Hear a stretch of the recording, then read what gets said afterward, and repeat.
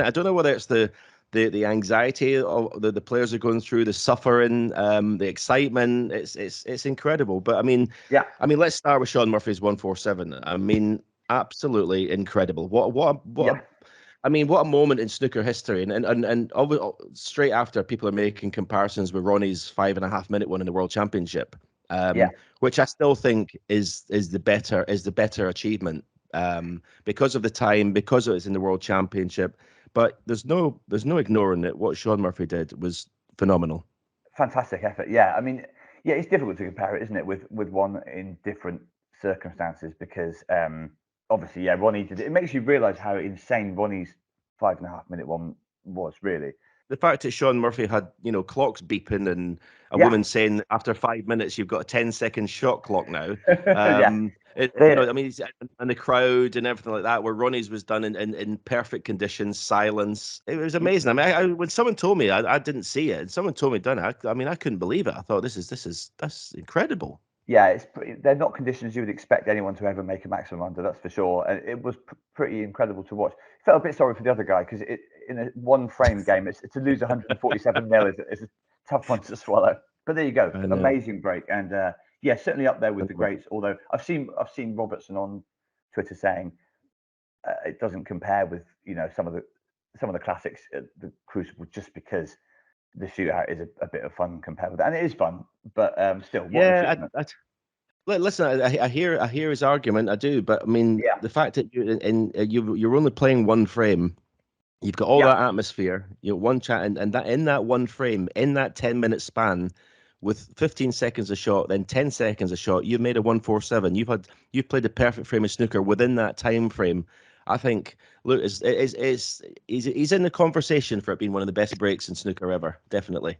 There you go. I mean, and this is the thing: the shootout requires specific skills. Obviously, there was an unbelievable game between C and Wilson, which went to a shootout within a shootout, a blue ball off. That was something to watch as well. Wow, that was just phenomenal. I couldn't believe it. I just, well, when are they going to stop missing this blue? It's just, I know it's a kind of shot that professionals practice a lot. In their daily routines, they probably set up blues and maybe pot 20 in a row off the spot, and it's something that it's technique driven, and if you've got a good technique, you should pot it. But when the crowd's screaming at you, and it's to win the frame, it was just phenomenal. It really was. And Kyron was deliberately winding the crowd up, in fact, doing that, like cupping his hand to his ear after every real proper stuff. It was like wrestling. I know. I was thinking, would I do that if I was playing second? Maybe not. Maybe if you do it first, you do that, and then maybe put your opponent. But whatever. It didn't seem to phase CJ Wee at all. He went first, and he just straight in the middle of the pocket every time. He just kept banging them in. Yeah, fantastic stuff. Obviously, it's again only in the shootout we'd ever see a frame decided like that. So real piece of drama. And at times like that, you can see why people love the shootout, because that's a knife edge situation which you'd never get in any other tournament. And it's nice to see as well, who obviously got so close to the final of the Worlds against Luca, and then it all went wrong. So he's shown there that he can handle himself under pressure. Obviously, he is. He's a cool customer. He's going to be around for a long time. CJ, he really is, because that was to cope with that pressure, but look like you're enjoying it as well. That was really good. Really good. Yeah, you don't see players grinning as much in most tournaments as you do in the shootout. It definitely does look like a real laugh to be part of. But as we've said, not for you, Stephen. No. Maybe if I got 2 minutes a shot, I might look at it. That'd be great. Actually, a handicap system. And if it said, "Ladies and gentlemen, please be quiet now for Stephen Hendry." Yeah. Everybody just has to shut up until you've had your go. I wouldn't mind saying that. I'd have loved to be in that arena myself on Saturday night. There were so many players there, including some that we've not seen that much before. Egypt's Mustafa Dorham won his first ever pro match. Loads of wins for other young talents. Jack Boyk, who's 16. Oliver Sykes, 17. Stan Moody, we've talked about before, 17. Liam Pullen, 18.